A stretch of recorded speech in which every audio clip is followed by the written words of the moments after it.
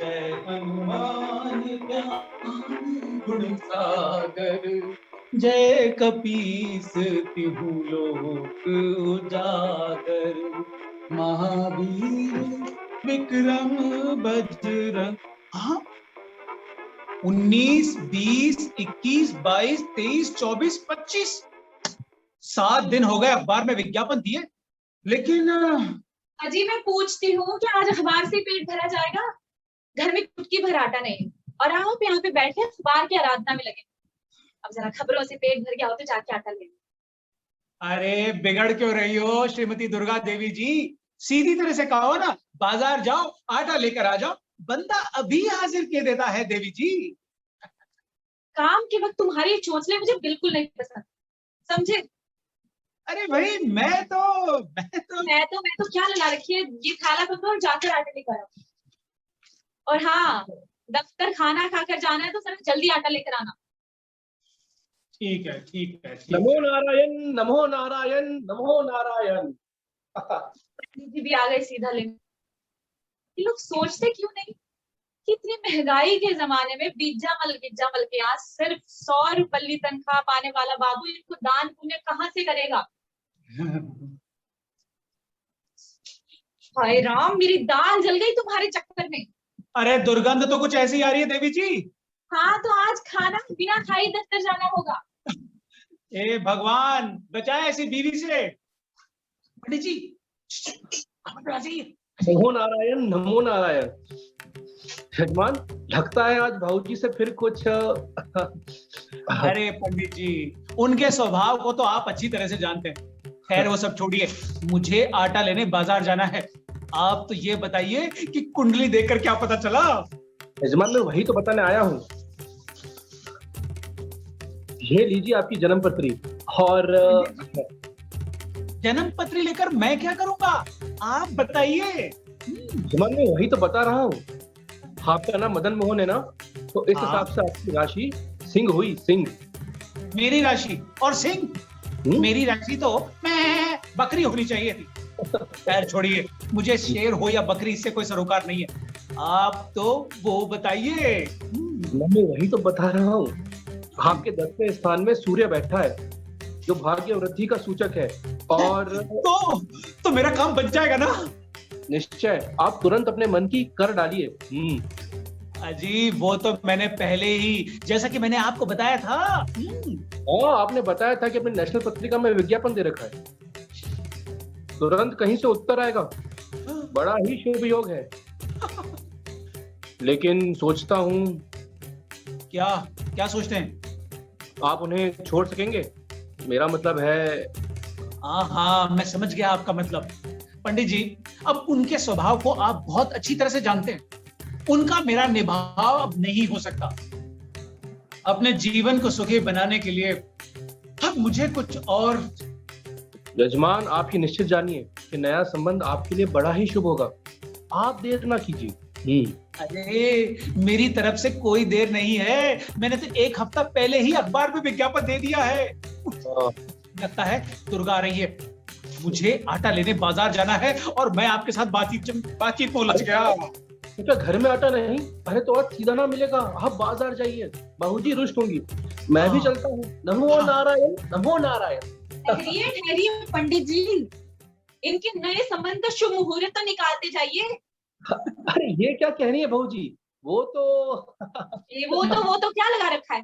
मैंने दरवाजे के पीछे से सब कुछ सुन लिया है।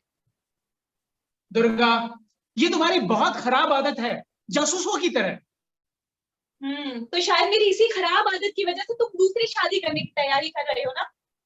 क्या? दूसरी शादी? नमो नारायण, नमो नारायण। बहू जी, ये आप क्या कह रही हैं? कैसे नाटक कर रहे हैं दोनों। कुंडली देख ली, शुभ मुहूर्त तय कर लिया, लग्न घड़ी तय कर ली, और जान बनकर पूछते हैं कि दूसरी शादी कैसी? भाई, दूसरी शादी होने में कसर ही क्या लग गई है? इनसे तो मैं बाद में सुलट लूंगी। पंडित जी, आप मुझे ये बताइए, रोज मुझे से दान दक्षिणा लेकर मेरा ही सत्यानाश करने की ये सोच है आपको? अरे बहू जी, आप कुछ का कुछ समझ बैठी है।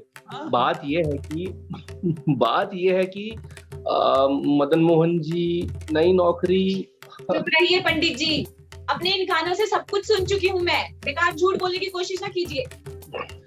आप मुझे ये बताइए कि जिस थाली में आप खाते हैं उसी में छेद करते हुए आपको शर्म नहीं आई? अरे बहू जी, आप तो मैं तो गालियां दे रही हूँ, यही कहेंगे ना आप? अरे जिस स्त्री की छाती पे मूंग दलने के लिए सौंठ लाई जा रही हो, वो गालियां ना देगी तो क्या असीसें देगी? अरे अरे दुर्गा, लेकिन असल बात वही है जो पंडित जी बता रहे हैं, मेरी नौकरी। चुकी हूँ मैं तुम्हारी असल बात, तुम्हारा अब मुझसे ही भाव नहीं होता। पर जीवन को सुखी बनाने के लिए अब तुम्हें कहीं नया समझ जोड़ना ही है, और इसके लिए विज्ञापन भी दे रखा है, आज और कल में आने वाला है। अरे दुर्गा, तुमने मेरी बात का सरासर गलत अर्थ लगाया है। दरअसल मैं गिज्जामल बिज्जामल सन्स के यहाँ से टाइपिस्ट की नौकरी छोड़कर कोई अधिक वेतन वाली नौकरी ढूंढ रहा हूँ। उसी के लिए मैंने अखबार में वेतन दिया है। मेरा मनोरथ सफल होगा या नहीं, ये जानने के लिए मैंने पंडित जी को अपनी कुंडली दिखाई थी। प्रभु जी, यूं झूठ बोलकर मेरी आंखों में फूल झोंकने की कोशिश ना करो। मैं दूसरी स्त्रियों की तरह पति के पान की जूती नहीं कि जब जी चाहा पहन ली और जब जी चाहा निकाल कर फेंक दी। ये आखिर मुझ में दोष क्या है? क्या मैं अंधी हूँ, कानी हूँ, लूली हूँ, लंगड़ी हूँ, या बदसूरत हूँ? बताओ मुझे। पंडित जी आप जाइए, बाद में बात करते हैं। यूं चुपचाप आंख बचाकर खिसक जाने की कोशिश ना कीजिए। अरे बहू जी, इसमें मेरा कोई दोष नहीं है। मैं तो दोष आपका नहीं है, दोष तो सारे इनकी का है। इन्होंने अपनी दूसरी शादी का षड्यंत्र रचने के लिए आपको बुलाया होगा। नहीं चाहिए आप, लेकिन दोबारा इस घर में कभी कदम मत रखना। कान खोल कर सुन लीजिए, आज से दान दक्षिणा बंद, सीधा बंद, पुरोहिताई बंद। अच्छा बहू जी, भगवान आप दोनों का भला करे। नमो नारायण, नमो नारायण, नमो नारायण।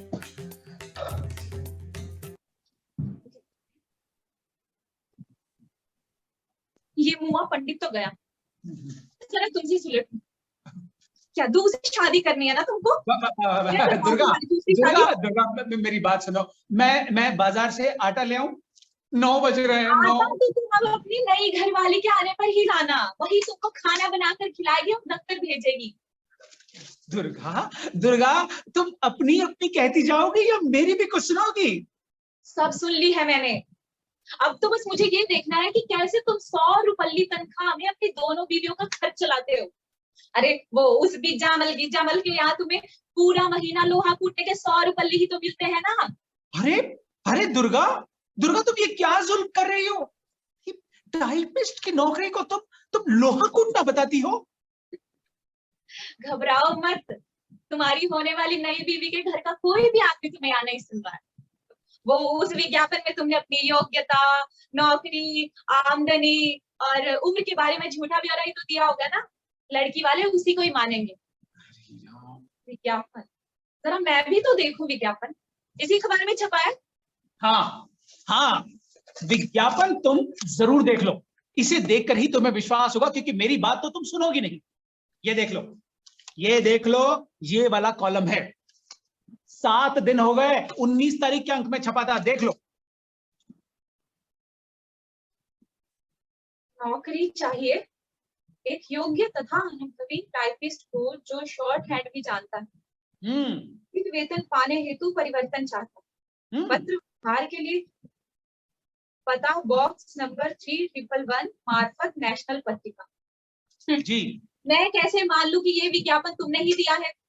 इसमें तो सिर्फ बॉक्स नंबर 3111 ही दे रखा है, तुम्हारा नाम तो है नहीं इसमें।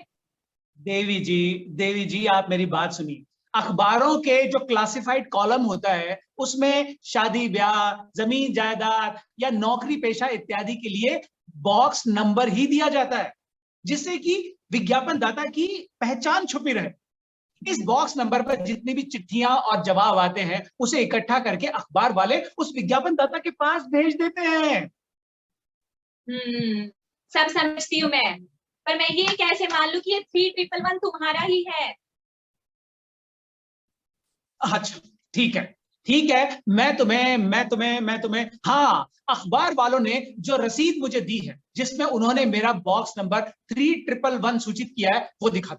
कहाँ है मेरी फाइल? ये मेरी फाइल, अभी दिखाता हूं मैं तुम्हें। ये लो तुम।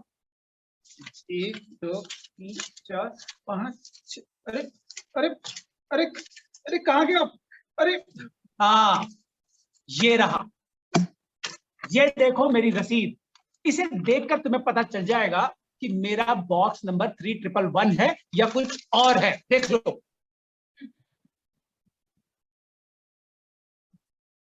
वो मारा, पकड़ा गया तुम्हारा छल।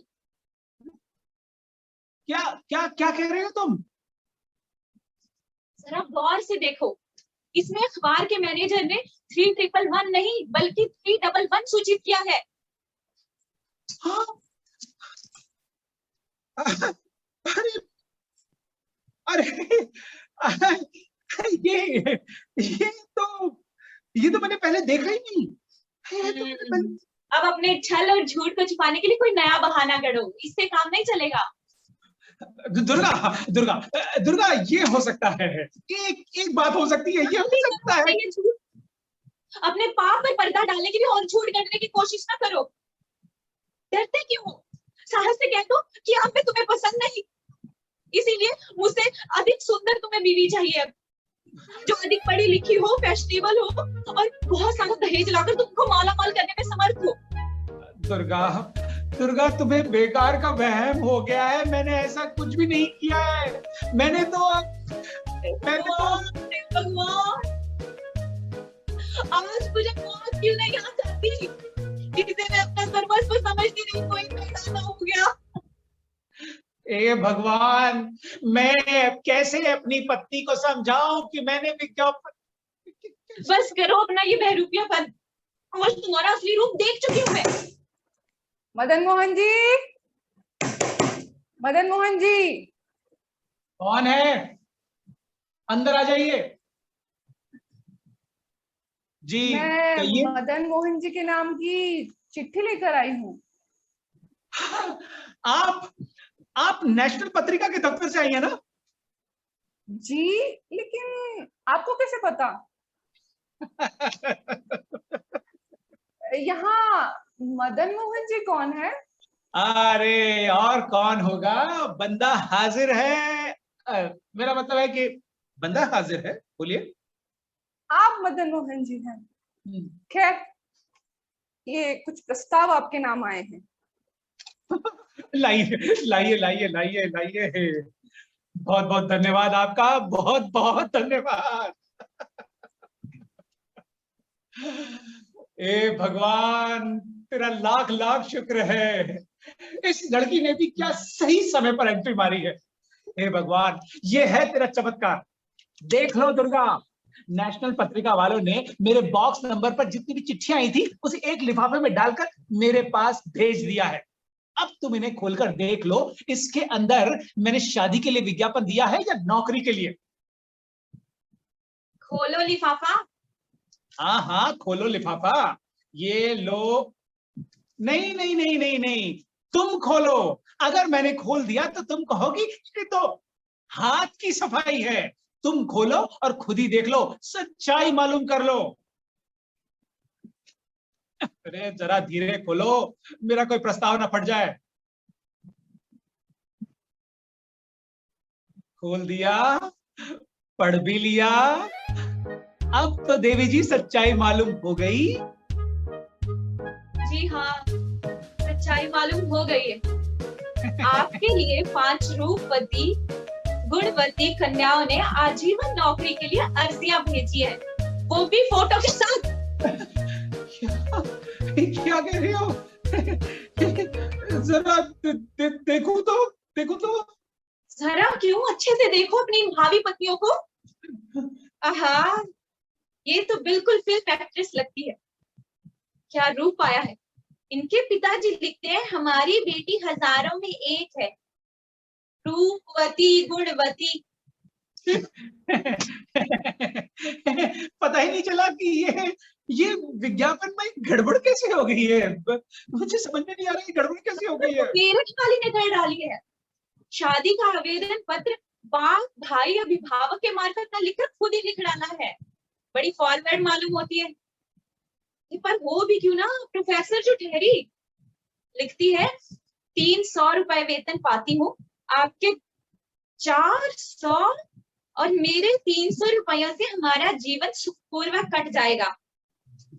अच्छा, तो विज्ञापन में तुमने अपना मासिक वेतन 400 रुपए लिखा है, पूरे 300 का झूठ। दुर्गा, दुर्गा मैं बिल्कुल सच कह रहा हूँ, मुझे कुछ नहीं पता। मैंने तो झूठ बोलने से कोई फायदा नहीं है, तुम्हारा सारा झूठ प्रमाण सहित मेरे कब्जे में है। ये देखो, ये इलाहाबाद से आई इस पत्र के साथ तो इश्तिहार की कतरन भी रखी है, और इसमें बॉक्स नंबर 311 ही दिया हुआ है। तुम इसमें लिखते हो, जरूरत है 400 रुपए मासिक वेतन पाने वाले सम्राट कुल के एक सुयोग्य उन्नतिशील 30 वर्षीय वर्ग के लिए सुंदर पढ़ी लिखी कुंवारी कन्या, जात पात का कोई बंधन नहीं। पत्र व्यवहार के लिए पता बॉक्स नंबर 311 मार्फत नेशनल पत्रिका। ऐसे वर्ग के लिए कौन कुंवारी कन्या अपना तन मन धन अर्पण कर देगी? दुर्गा, दुर्गा मेरी बात का विश्वास करो, मैंने ये विज्ञापन नहीं दिया है। मैं सारी कलाई खुल जाने पर भी तुम झूठ पे झूठ, झूठ पे झूठ करने जा रहे हो। शर्म नहीं आती तुम्हें? ये विज्ञापन में जो तुमने अपने बारे में गलत गलत छापा है ना, बहुत बड़ा अपराध किया है। अगर लड़की वालों को इसकी जरा सी भी भनक लगती है ना, तो तुम पर दावा दायर कर सकते हैं। नहीं, इनको असलियत से आगाह कर देती हूँ, सबके पते इन पत्रों पर लिखे हुए हैं। मैं आपकी अरे दुर्गा, तुम क्या करोगी? हैं? ये बताऊंगी कि तुम कितने फ्रॉड हो। Fraud, fraud, fraud. Durga, Durga, Durga, Durga, देखो देखो, ये क्या पागलपन है? मैं बर्बाद हो जाऊंगा। और जो तुमने मेरे साथ छल किया है, मेरा जीवन नष्ट करने के लिए जो षड्यंत्र रचा है, उसका जवाब यही पागलपन है। मैं दूसरी औरतों की तरह वो गाय बकरी नहीं, चुपचाप तुम्हारा अत्याचार सहन कर लूंगी। मेरा रोम रोम प्रतिहिंसा की ज्वाला से जल रहा है।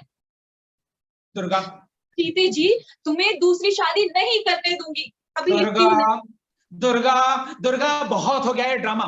कह जो दिया है कि मैंने ऐसा कुछ भी नहीं किया है। हाँ, तो तुम्हारी इसी चोचलों की वजह से मैं अपने घर में चुपचाप सौत आने दूं, है ना? अरे तो पर तुम मेरी बात भी सुनोगी या बस अपनी अपनी हाँके चली जाओगी? बहुत सुन ली है तुम्हारी, अब बस मेरी बारी है। ठीक है, अगर तुम यही कहना चाहती हो ना, तो सुनो, मैं भी कहता हूं। क्या कर लोगी तुम अगर मैं सचमुच दूसरी शादी कर लूं? तुम्हारी दूसरी शादी से पहले मैं तुम्हें मारकर ना खुद फांसी पर लटक जाऊंगी, समझे? ये बात है, तो उससे पहले मैं ही तुझे ठिकाने लगा देता हूँ। जरा हाथ पे लगा कर दिखाओ मुझे, आओ। अब मदन मोहन जी, लो, किसी लड़की के पिता खुद चल कर वाले हैं तुम्हारे अब मदन दर्शन मोहन करने के जी, लिए। अब ऐसा नहीं हो सकता दुर्गा, ऐसा नहीं हो सकता। लेकिन फिर भी तुम जरा अंदर चली जाओ, अंदर चली जाओ। अब मदन मोहन जी है क्या? मैं यहीं पे खड़ी हूँ, सबके सामने तुम्हारा छल्ला कर लगाऊंगी। अरे भगवान के लिए प्लीज। अरे कौन है? भाई साहब अंदर आ जाइए। अब मदन मोहन जी, जी आप क्या किस लिए आए हैं? अरे तुम्हारे लिए लड़कियों के रिश्ते लाए होंगे, और किस लिए आए होंगे? अरे नहीं नहीं बहन जी, आप गलत समझ रहे हैं। भाई साहब, मैं नेशनल पत्रिका से आया हूँ, ये देखिए। अच्छा, तो आप नेशनल पत्रिका के विज्ञापन संपादक हैं? हाँ, मैं विज्ञापन संपादक हैं जी आप। तो आप इनके लिए और लड़कियों की फोटो लाए होंगे, है ना? अरे नहीं बहन जी, आप गलत समझ रही हैं। भाई साहब, मैं अपने दफ्तर की एक गलती के लिए आपसे माफी मांगने आया हूँ। कैसी गलती? हाँ, बोलिए, अरे जल्दी बोलिए। आपकी गलती की वजह से हमारे यहाँ पर महाभारत शुरू हो गई है। भाभी जी, वो मेरे टाइपिस्ट की वजह से भाई साहब गलत पोस्ट बॉक्स नंबर छप गया है और आपके पास दूसरे पोस्ट बॉक्स के नंबर की चिट्ठियां आ चुकी हैं। हे भगवान, तेरा लाख लाख शुक्र है, तेरा लाख लाख शुक्र है। क्या आप सच कह रहे हैं? हाँ भाभी जी, भाई साहब आपका पोस्ट नंबर है 3111, मतलब 3111, और भाभी जी इनके पास चिट्ठी आ गई है 311, मतलब 311 की। अरे भाई साहब, ये लीजिए आपके 311 की चिट्ठियां, इन्हें अपने पास रखिए। मैं आपका बहुत बहुत धन्यवाद करता हूं कि आप अपने दफ्तर की गलती बताने के लिए खुद यहाँ चले आए यार। लेकिन मैं आपसे पूछता हूं कि आपने अपने दफ्तर में ऐसा नालायक टाइपिस्ट क्यों रखा है? आज उसकी गलती की वजह से हमारे घर पे पता नहीं क्या हो जाता। क्यों? क्या हो जाता? मैं समझा नहीं। क्या? मेरी पत्नी ये समझ रही थी कि मैं दूसरी शादी करने जा रहा हूं। अरे नहीं नहीं भाभी जी, अरे भाई साहब आपने तो विज्ञापन अपनी दूसरी नौकरी के लिए दिया था, और उसके उत्तर में ये चिट्ठियां हैं, ये लीजिए। अरे लाइए लाइए लाइए लाइए, अरे खूब सारी आई है। भाभी जी हमने उस टाइपिस्ट को बर्खास्त भी कर दिया है। वैसे भाई साहब आप चाहें तो आप हमारे दफ्तर में 200 रुपए मासिक में टाइपिस्ट की नौकरी कर सकते, आप चाहें तो आ सकते हैं। मैं तैयार हूँ, मैं तैयार हूँ, मैं तैयार हूँ, अरे मैं तैयार हूँ। मैं कल से ही आपके दफ्तर में नौकरी शुरू करने के लिए तैयार हूँ। भाई साहब आप चाहें तो आप आज से ही आ सकते हैं। नहीं, आज मैं अपने घर में एक जरूरी काम करना चाहता हूँ। क्या जरूरी काम है? हाँ, क्या जरूरी काम है? पंडित को बुलाकर तुम्हारे साथ दूसरी शादी करनी है। अरे लेकिन उसके लिए भी विज्ञापन आपको हमारी ही पत्रिका में देना होगा वैसा। अजी दिया आप ही की पत्रिका में दिया, निश्चित रहिए।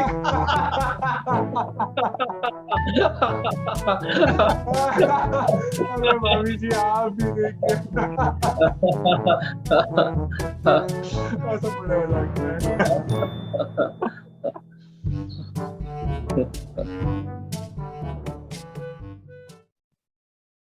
नमस्कार सुधी दर्शकों, आशा है आप सभी को ये नाटक पसंद आया होगा। आज की संध्या में आप सभी से विदा लेने से पहले मैं अपने सभी साथी कलाकारों का, जो कि इस देश के विभिन्न नगरों और उपनगरों से इस नाटक में शामिल हुए हैं, आपका परिचय कराना चाहूंगा। सबसे पहले मैं परिचय कराऊंगा वसुधा से, जो कि प्रताप नगर जयपुर से इस नाटक में भाग ले रही हैं। इसके बाद स्वप्निल सक्सेना, जो कि लोखंडवाला मुंबई से इस नाटक में जुड़े हुए हैं। इसके बाद ज्योति कटारिया, जो कि अंधेरी वेस्ट से इस नाटक में जुड़ी हैं हमारे साथ में, और इस नाटक में अभिनय के साथ साथ तकनीकी पक्ष को भी संभालने वाले देवेश शर्मा, जो कि सीकर से इस कार्यक्रम का समन्वय कर रहे हैं। और सबसे अंत में मैं आपका साथी संदीप लेले, सांगानेर जयपुर से। आप सभी ने इस नाटक को देखा और इसका आनंद लिया होगा, इसका हमें पूरा पूरा विश्वास है। आशा है आप सभी अपने कमेंट्स के माध्यम से हमें प्रोत्साहित करेंगे। धन्यवाद।